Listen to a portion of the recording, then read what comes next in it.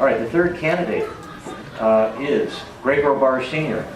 Greg is a 15-year owner of Mission Lakes and current member of the board of directors. He states that he is committed to providing responsible spending and direction of the club.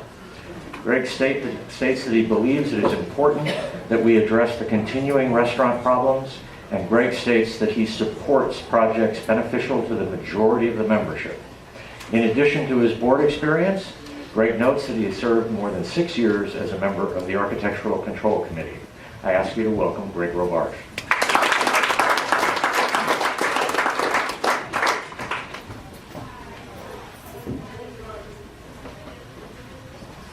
There you go, Greg. I'm going to read them out loud so you can follow along. Some of them are long. Okay. Okay. The first question. Many candidates included in their applications a mention of the importance of the elected members of the board of directors working closely with the appointed committees. The first question is, how often have you attended board or standing committee meetings recently, especially the finance committee, which has a pivotal role in proposing the annual budget to the board of directors?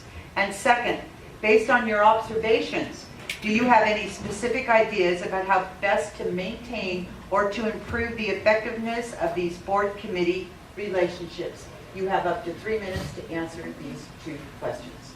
Well, I'm on the finance committee, so I've been to all meetings in the finance committee this year, so that pretty much answers that. I'm also on the ACC committee, but all board members have 2 committees that they chair. And liaison, right? So as far as making them more effective, I think maybe there ought to be at least one committee or something that would meet at a time that would give members who are still working or here part-time an opportunity to be on a committee and serve, and that would make them eligible to run for the board as well. Thank you. We have 3 more to go, okay? Here's question 2. MLCC committees have looked at remodeling the clubhouse, adding a bathroom inside the pool area, and upgrading golf course tee boxes and greens, just to name a few examples. What would be your top priorities for the board to actively pursue in order to improve the club's infrastructure? You have up to 3 minutes for your response. Well, first of all, I think that we don't comply legally, I think, with the bathroom situation at the pools. So I think in order to protect the club and to do the right thing, I think we need to build that handicap accessible restroom at the pool. I think that's one of the real important things that needs to be done. And I think we ought to do something nice since we're going to do it once, so it should have something with maybe a changing in the shower facility there. And it should have some handicap parking over there as well. We have plenty of room for it on the street right there. And I think that would be a good project. I think that should be the first thing that we should address, and then we could be compliant with the law and we wouldn't have any problems in the future. The tee boxes, a lot of people are complaining about the tee boxes. Yeah, I think they should be leveled. I agree with that as well. Okay, thank you. Question 3 coming up. It is vital for board members to be knowledgeable about the difference between the general budget and the reserve budget. For example, payment of utility bills is a general budget matter, while replacing the clubhouse roof is a reserve budget issue.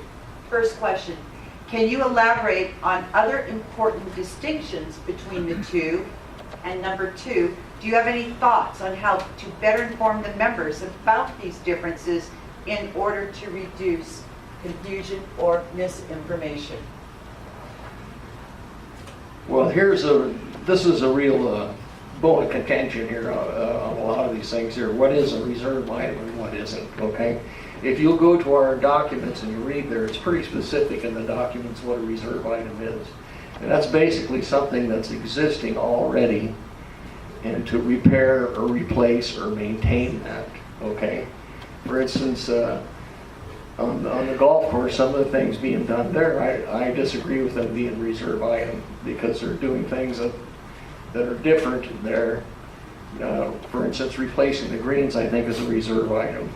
but totally redesign the golf course, I don't think that fits the bill according to the specifics that we have in our documents.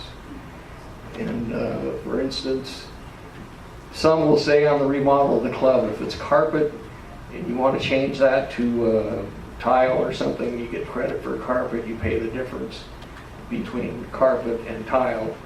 For out of reserve would be the credit for carpet, and the difference out of the general fund would be for that.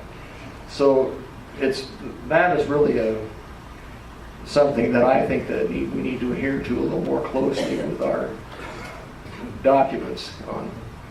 And how best would you help members in terms of this information and explaining to them the difference between the two budgets?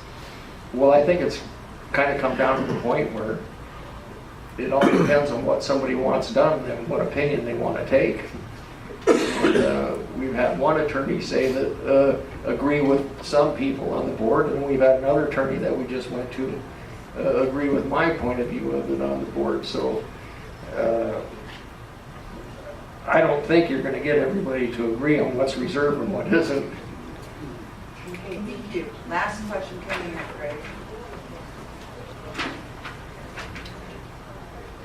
While you're reading this last question, please be aware that no more than 30 seconds is allotted to you for your answer.